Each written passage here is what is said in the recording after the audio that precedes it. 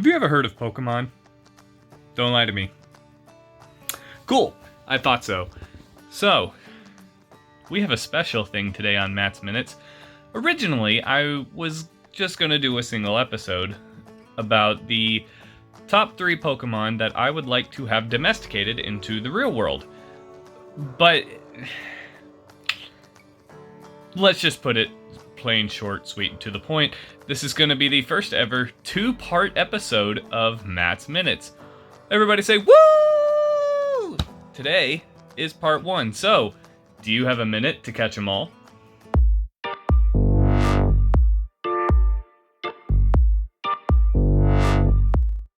Greetings, friends, and welcome to the first ever 2-part episode of Matt's Minutes, the only show on the internet that isn't afraid to catch them all. Anyway, my name is Matt. I will be your host for today. So, why was this such a hard question for me? 3 Pokemon that I would want to have domesticated. Well, honestly, I had to take a look at a lot of factors that ruled out a lot more Pokemon than I was expecting. So, for example, I had to look at things like the Pokemon's climate that they're used to. So, a Pokemon that would be used to living in Arctic temperatures would not do well here in Texas. The diet. Some Pokemon only ate gemstones. I could not afford that. Their size. I wouldn't want a Pokemon that's like 7'8" walking around in my house. You know what I mean? Their feelings towards people. I don't want a Pokemon that's going to come over here and drink my blood in the middle of the night or haunt me for a million years.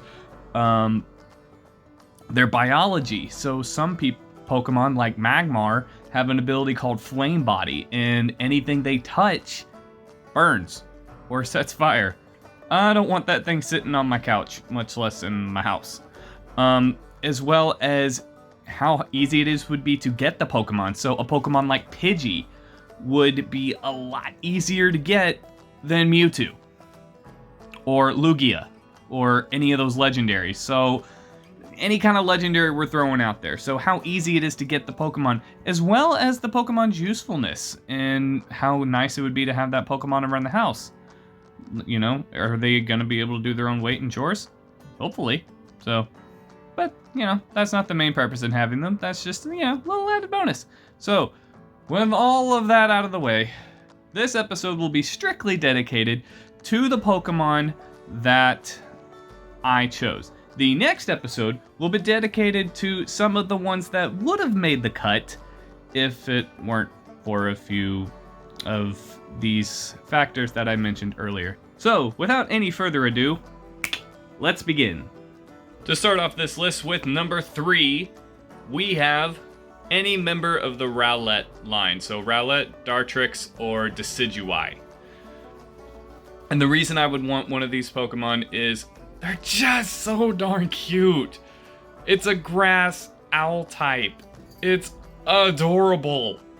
Oh my gosh, it was so cute. I loved it from the moment I saw it, and I definitely started with it in the game because, in my opinion, it was the best one. And honestly, I love them all. Dartrix is a little clumsy from what I could gather, so I'd prefer not him, but honestly, if I still had him, I would love him all the same. But Decidueye? Man, that Pokemon's insane. He can shoot his own feathers like a bow and arrow. So talk about security. He's all you really need between his grass abilities and shooting his feathers and his ghost abilities. That's pretty darn sick.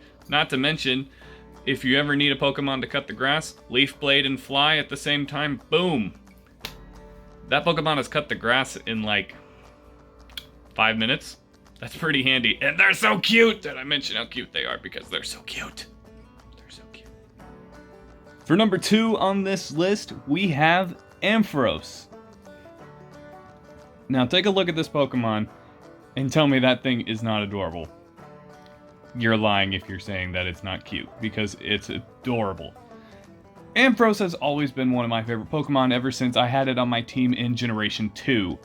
And it's not hard to see why. It's really cute and really strong. The only downside to Ampharos is that it does have an ability called Static. And what Static does is if another Pokemon or person, I'm assuming, touches it, they're paralyzed for a brief period of time.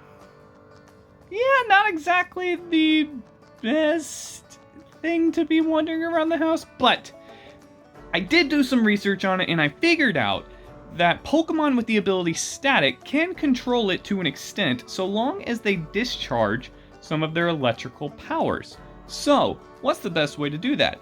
Hook up a generator to your house that kind of works as a battery. Have Ampharos power it up, and boom! You get electricity for your house for free! That's pretty sick! Also, teach your Ampharos strength. And then, you never need anyone to help you move. This Pokemon's already strong as it is, but then with strength, it can lift pretty much anything that a normal human, would be able to, and probably then some. Boom, you got something moving around that can carry all your stuff with you, of course. Make sure you can help it. But oh my gosh, it's so cool. It's strong. It's really everything you want. Just make sure you find a covering for its tail, because its tail can be pretty bright. And I'm not entirely sure Ampharos has any control over that, so you might want to find a pretty good covering for its tail. Coming in at number 1 on this list is my actual number 1. And I don't just mean that in terms of it's the number 1 choice I would have. I mean, literally, it was the first Pokemon I ever got, and that is Squirtle. I love Squirtle. To this day, I used to collect Squirtle Pokemon cards. I mean, I collected all Pokemon cards, but I had an entire case full of Squirtle cards. Why? I have no idea, other than they were just really cute. I love Squirtle so much. Oh my gosh. Oh my gosh, I love Squirtle. Now, Squirtle wouldn't have as much for practical use, because, I mean, he could help you, like, clean stuff with water gun or bubble, but I really don't care. I just love Squirtle, and I would want a Squirtle. I honestly wouldn't even evolve it. I mean, unless Squirtle wanted to evolve, and then by all means go ahead. Wartortle and Blastoise are still amazing Pokemon. They would just need a little bit more, resources to help take care of. But, I mean, if Squirtle wanted to evolve, that's Squirtle's choice. But, oh my gosh, I love Squirtle so much. So much I love Squirtle. Squirtle number 1 all the way. All the way.